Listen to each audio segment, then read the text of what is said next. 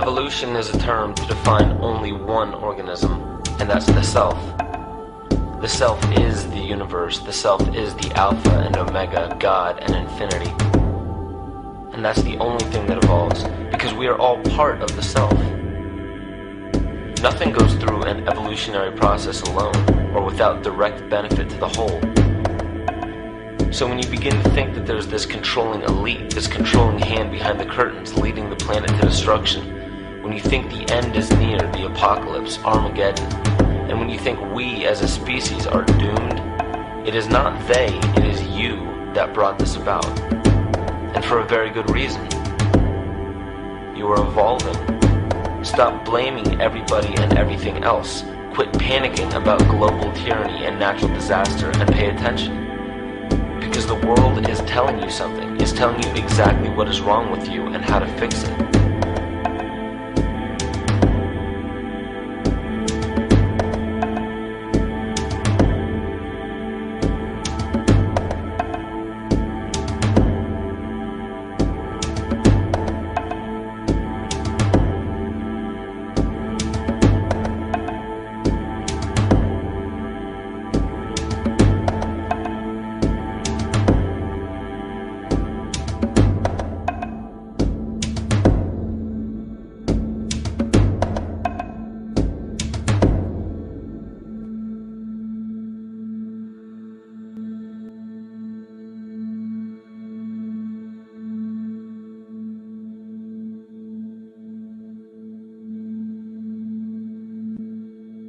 The self.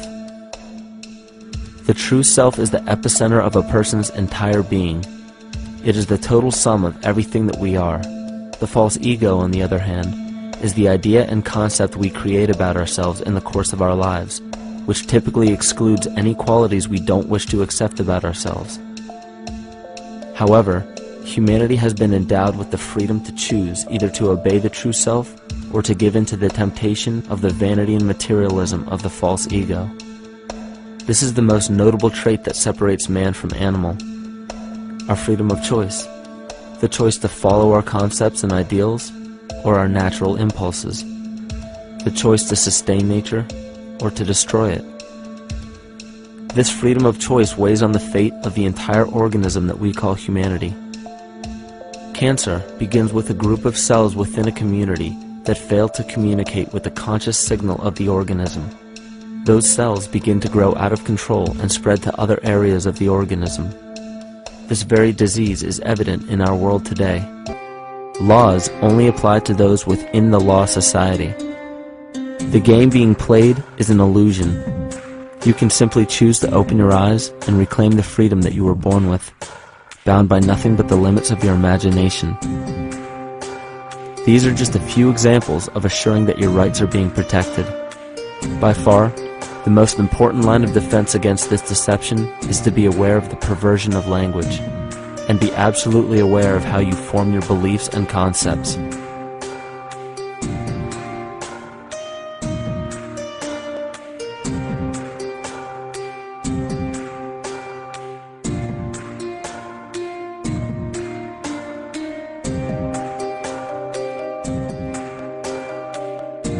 In all forms of the perversion of language, there is a mirror reflection of this in the microcosm of the psyche.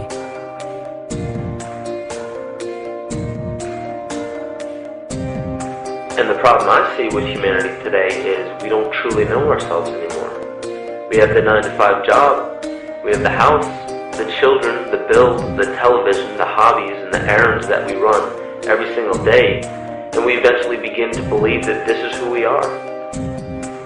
But who are we beneath the job title, beneath the status of mother or father, theist or atheist, Republican or Democrat, black or white, man or woman? Who are we? Who are we deep down inside? We don't know, because every time we hear an answer that we don't want to accept about ourselves, we deny it. We'll pass it off and project it onto somebody else and judge them for it. This is repression. And we see what repression can do to us on an individual level, but what about on a collective level of humanity? What happens when the whole world refuses to see what they truly are on the inside?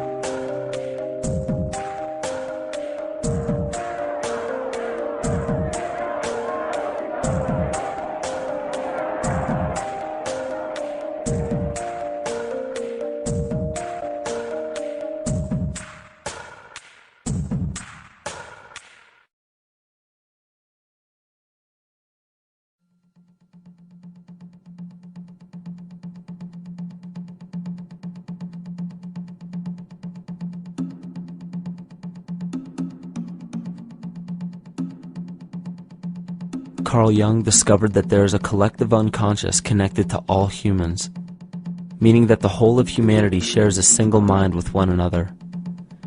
This is evident in the world through accounts of shared mythology and symbols, the study of morphic fields, and with the science of kinesiology. This collectivity is a global example of the unconscious mind of the human body, in which trillions of cells share a similar signal. This parasite, called our false ego, requires a continuous flow of sustenance to survive. Food, fuel, and any other form of sustenance is energy. Human consciousness is an electromagnetic field of energy. When this potential energy is utilized, it then releases kinetic energy, which is used to perpetuate the false ego. This scenario occurs in the smallest parasitic organisms, all the way to a collective organism called humanity. A parasite will release chemicals that cause the host to crave the sustenance that the parasite needs to survive.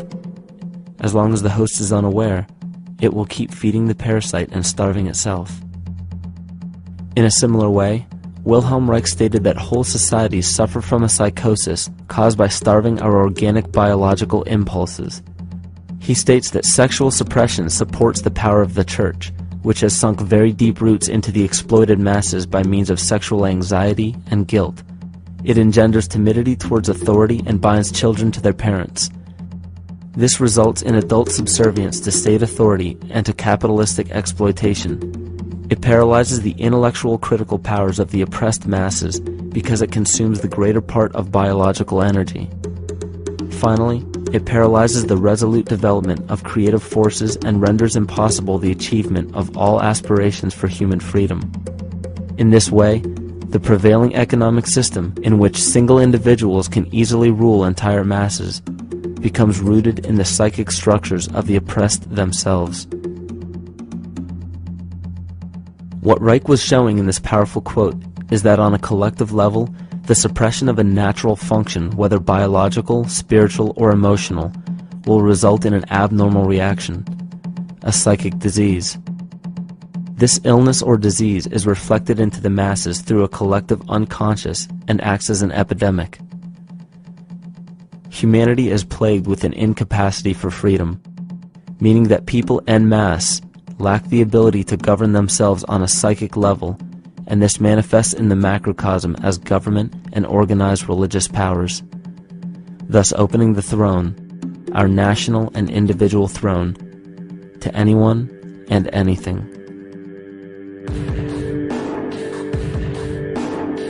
Enter the infamous rulers of the earth, the patriarchs of civilization, political, social, economic, and spiritual dictatorship, psychic tyranny. This simple illness within our psyche, this lack of responsibility and neglect of basic human freedom, has made way for every tyrant that has ever held rule over people on this planet.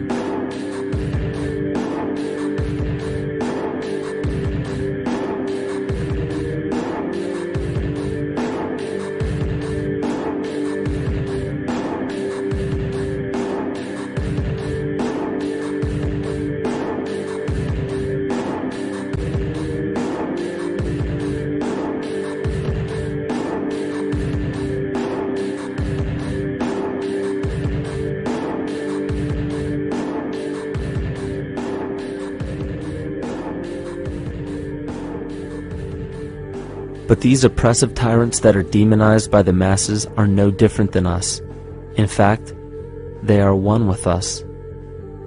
In the book The Prophet by Khalil Gibran, he poetically states, "I say, as the holy and the righteous cannot rise beyond the highest which is in each of you, so the wicked and the weak cannot fall lower than the lowest which is in you also." Every one of us has the capability to commit the most horrifying sin or show the most beautiful compassion to our fellow man. This is the very definition of an illness within the psyche and soul of man.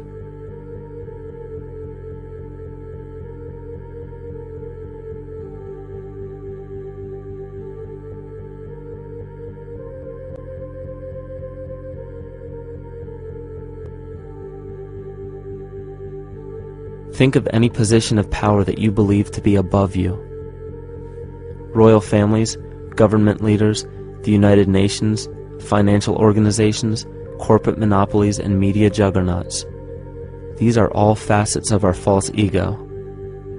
They are the physical advent of our own sickness. They require our conscious participation, our conscious energy to survive. Because without our cooperation, without supplying them with the sustenance of complicity, they starve. Their very nature depends on our desire to be ruled. And a typical symptom of the illness among humanity today is our continuous denial of our illness. Repression. We consistently repress those qualities we choose not to accept about ourselves. This is why it is so difficult to see the false ego and its multiple manifestations for what they truly are.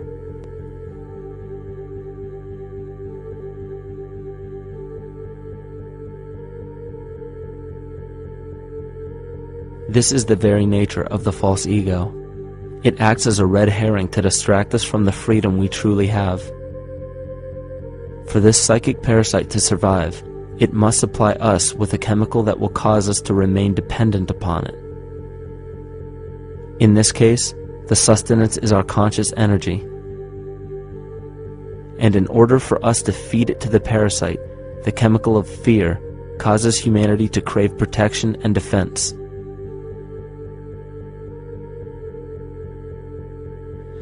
The functions of the body to survive can be broken down to two basic functions for any organism to survive. You have to be able to grow, maintain yourself, take care of your biology, but you also must be able to protect yourself, so that if you're just growing and you can't protect yourself, you'll become food for something else. So the survival involves a balance between growth and protection. Through the history of human civilization and through human evolution, we recognize that our nature is to be in a state of growth, and that our protection is only supposed to be used to, help us out of that threatening moment. You can't be in growth and in protection at the same time. So the significance is, when we see a need of protection, the stress hormones in the body shut off the blood vessels in our viscera or gut, which is the part of the body for growth. Well, the issue is, if you took the blood from the viscera and moved it out to the arms, then you left no blood in the viscera. That means no growth. But you're ready to fight. And when your fighting is finished, then the blood returns back to the viscera and you grow again. But in the world that we live in today, it's 24/7 fear.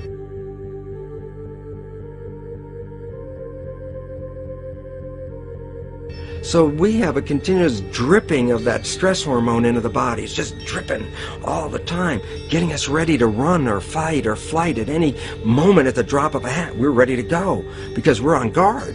Well, the problem is, what does that mean about your allocation of energy? And it says, we're spending most of our energy in protection. You cannot survive if you're in protection all the time.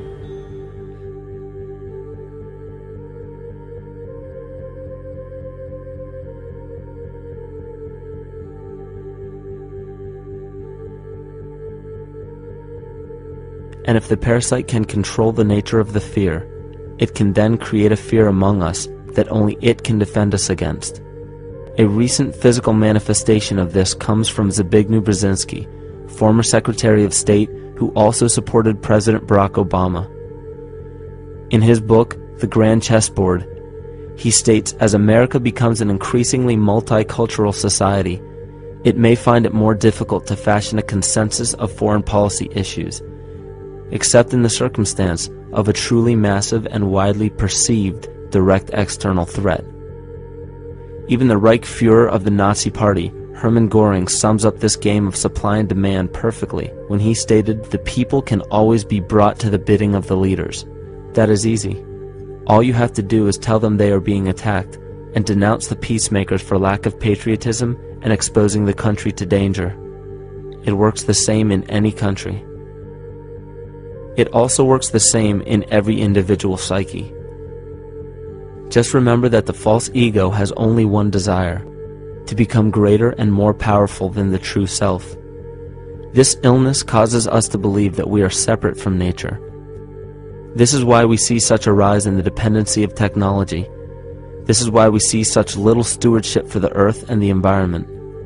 And this is why we see bigotry, racism, sexism, and every other form of discrimination possible that leads to crime, violence, wars, and eventually, the global destruction of the organism.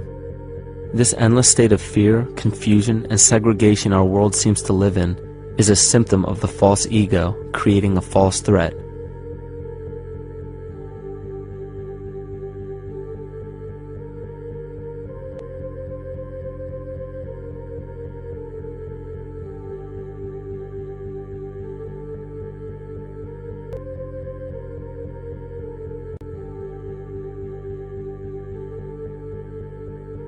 The symptoms of our psycho-spiritual illness are the wars, terrorist attacks, artificial or man-made disasters, and leader figures.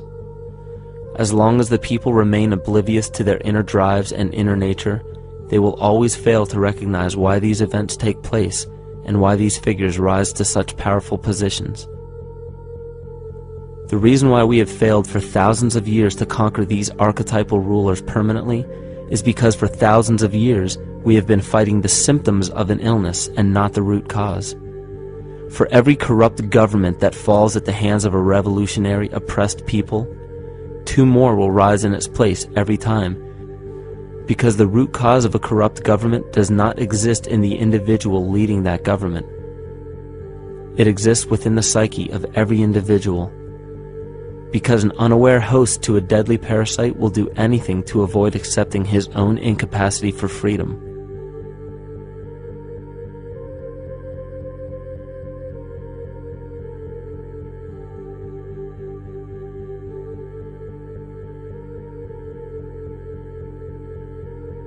We are so bereft of sanity in this world that those few who simply stop projecting onto others and begin facing their own demons are seen as neurotic.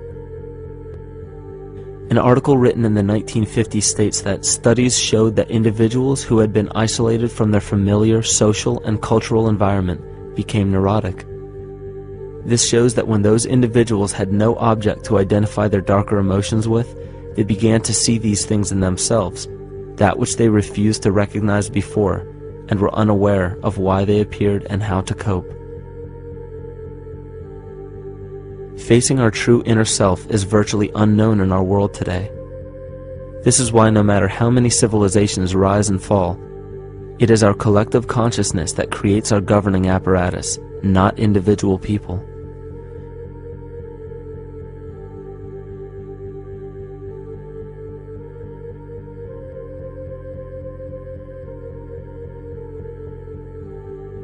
And after countless attempts, you would imagine that people would realize that a physical retaliation may not be the solution.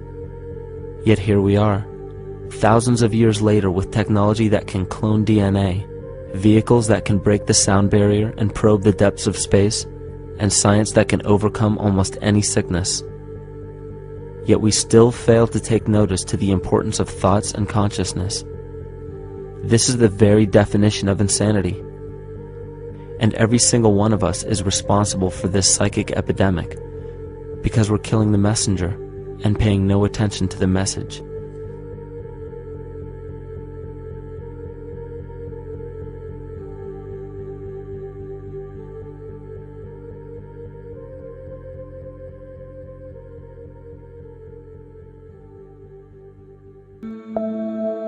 These cults still exist in many important positions of power throughout the entire civilized world. Yet the most important function of these groups is to manufacture the consent and complicity of the people. The conscious mind is the creative mind. It's the one that has your personal identity into it. It does the real thinking. And then there's a subconscious mind. Well, there's no entity in it. The subconscious mind is the equivalent of a tape player. It records behaviors, and then at the push of a button plays a behavior. It's automatic. It's a very convenient thing, because then we don't have to relearn all the time. Once you know it, you can make a pattern. The problem is that the basic patterns of belief and behavior that are programmed in the subconscious mind came from our teachers, primarily our parents, our family, and our community. So most people don't even understand how easily we're influenced by our environment. Every person that we encounter, every single situation that we're faced with, every little word that's said on television may not seem too influential to our conscious minds, but Your unconscious is designed specifically to let every environmental signal influence you without your awareness. So the question is, are we leading conscious or unconscious lives? And now neuroscience has told us in the unfolding of our lives, only 5% of our life is controlled by our conscious mind, and 95% of the time controlled by the subconscious with programs from other people that were installed in there. And the problem is, it means when those programs are playing, we don't see them. And the skeptics will sit there and say, consciousness, archetypes, astrology? No. We create things with our hands, not our minds. Archetypes aren't physical. They can't influence me. But when you think of the fact that we're only conscious of this small little fraction of our behavior, what we don't realize is that entire countries, entire civilizations that think they're free and independent, but are unconsciously too afraid to be free and independent, they will beg to be governed. And if they can't do it themselves, who do you think will consciously or unconsciously take that responsibility? It usually ends up being that strong, masculine, animus archetypal figure. When we think we're in danger, we're not looking for our mother to nurture us. We want our father to protect us. And right on cue with the age of fear, this age of catastrophe, the age of this parasite, we see masculine domination. And one of the primary conduits for giving our responsibility and our conscious energy away is money. We surely don't want to admit that our dependency on money is flawed, because that would imply that the fault is our own. And God forbid we take responsibility for our lives, so we blame the money. This is the cornerstone of the entire illusion being built around us by the false ego. Money is said to be the root of all evil, yet it cannot be evil because money is only a symbol. Symbols carry only the faith and spirit of the observer. This means that the symbol of paper money evokes and surfaces the evil intentions and inherent flaw of our false ego. Money only exists because we agree to accept it as valuable. And to further illustrate our incapacity for freedom, we've given the control of our faith-based money to a private corporation instead of the federal government. There is no law stating that we have to use Federal Reserve notes as currency. We choose to because we fear the alternative: independence.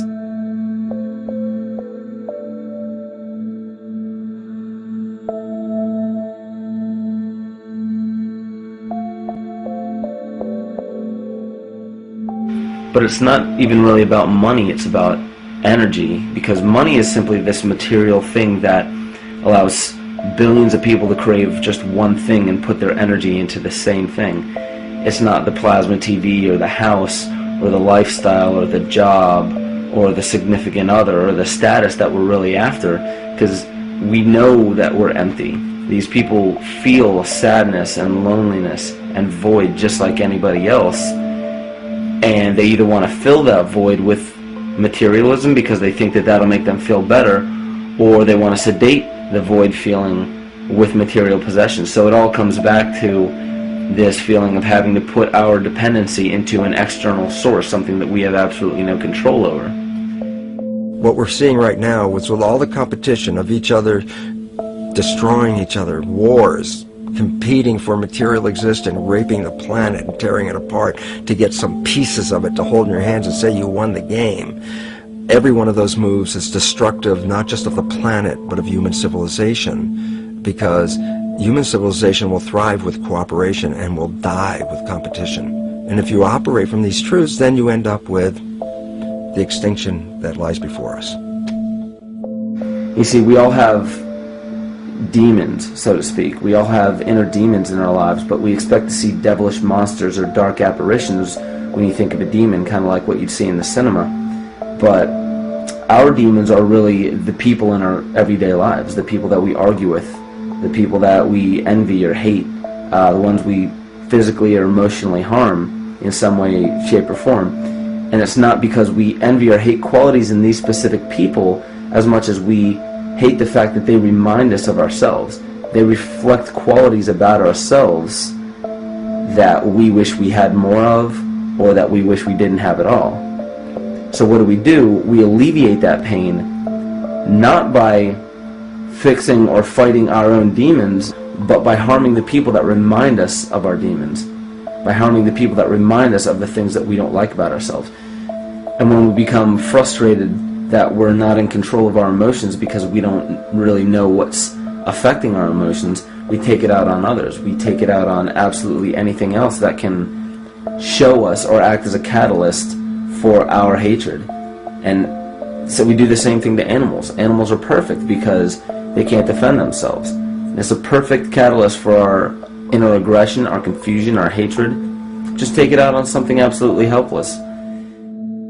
Just imagine how unconscious a person has to be of his or her actions to torture or mutilate or brutalize any living thing.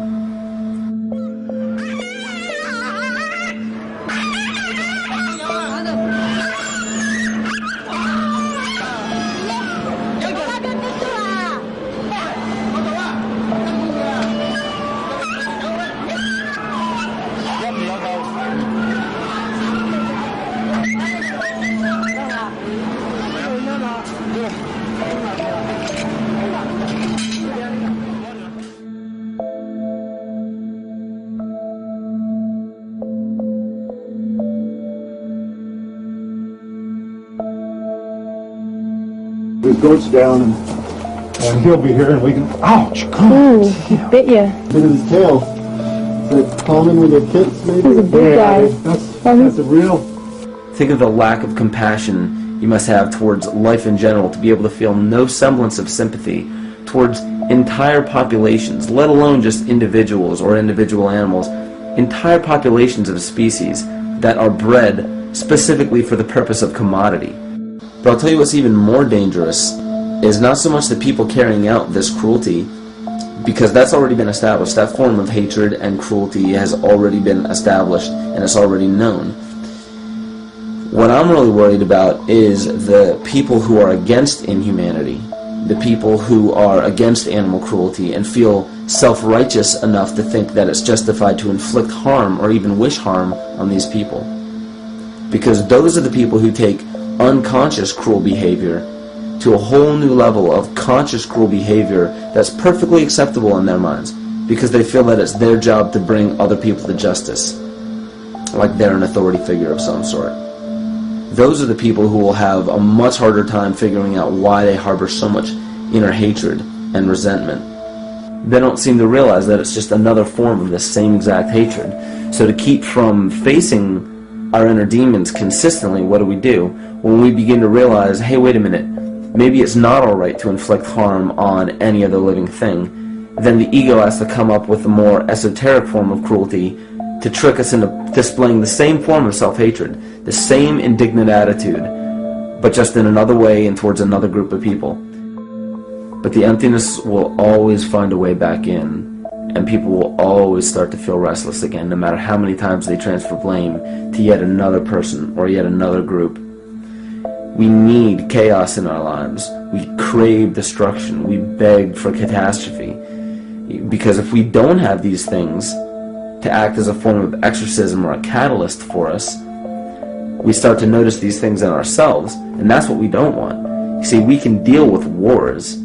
We can deal with terrorism. We can deal with stock market collapse and economic collapse. We can deal with these things. But once we start to notice this chaos within ourselves, that's what we're really afraid of. We'll take 1,000,000 September 11ths over one moment of true insight towards our self-hate.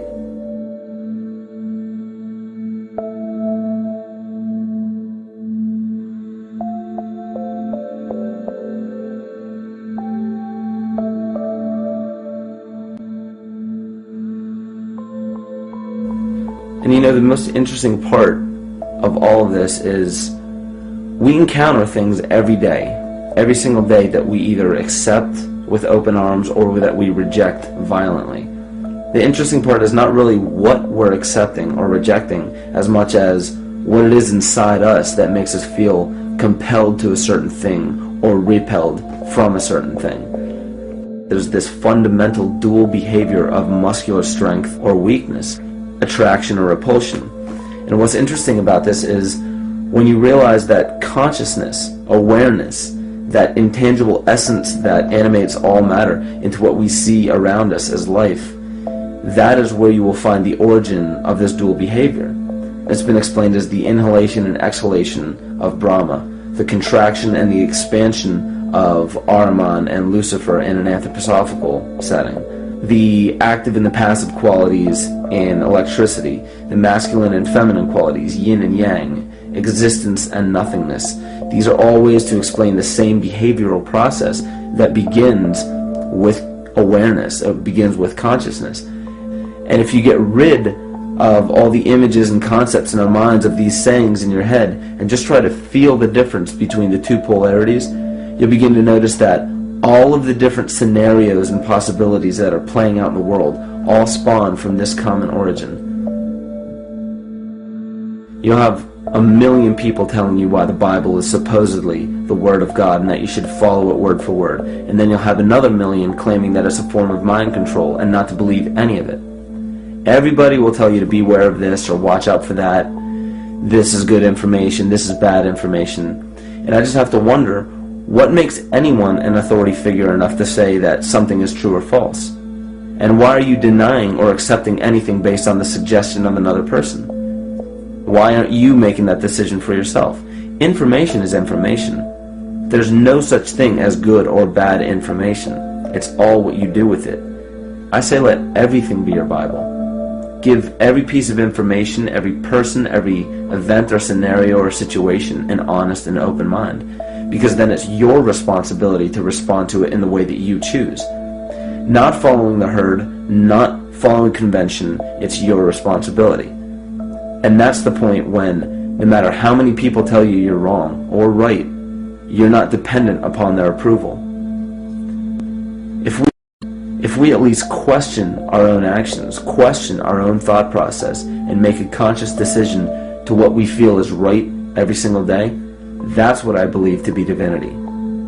That's true shamanism. And that, to me, is what it really feels like to be alive.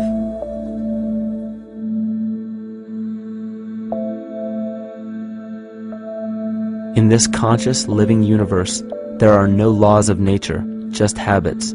There is nothing external to the universe to enforce a law upon it. The illusion of a fixed law of nature is only the result of there being no need for that habit to be broken. When habits need to be broken to ensure the survival of the organism, we see this event in nature and call it evolution. The collective mind shapes our evolution. And a great example of this is the experiment done by John Cairns in 1988. His team put lactose-intolerant cells in an environment with only lactose for food. Under a law of nature, every one of these lactose-intolerant cells would have died. But surprisingly, they all survived. Every one of them understood the problem that they were facing and replaced the defective lactase enzyme with a functioning one to utilize lactose for food. If a cell has the ability to decide how and when to evolve because it's facing extinction, then anything can. The existing beliefs are that a human body is a biochemical machine controlled by genes, and therefore the behavior, emotions, and character of our biology, our health, our lives, are controlled by genes which we don't control. So this is what we taught people. You're a victim. Genes control your life. You didn't pick them. You can't change them. The genes you end up with program what's going to happen. My experiments on stem cells, which I started in 1967, I'd isolate one stem cell, put it in a petri dish, and then it would divide every 10 hours. So I took all the cells, split them up into 3 groups, and then just put them in 3 petri dishes. And then I changed the growth medium, the constituents of the environment, in each of the 3 dishes. In one dish, the cells form bone. The second dish, they form muscle. In a third dish, they form fat cells. What controlled the fate of a cell? And the first thing you have to say is, well, wait, they were all genetically identical when they were put in a dish. So obviously the genes didn't control it because they all had the same genes. What was different was the environment. And all of a sudden in my career, it said, oh my gosh, here I am teaching genes control life, and the cells are telling me genes respond to life. And since you can control the response, you can control your life. It's how you read the environment, how your mind perceives the environment. And if you understand this, then you could lead yourself to the most wonderful expression on this planet, to be fully alive and fully healthy, just how you respond to the world.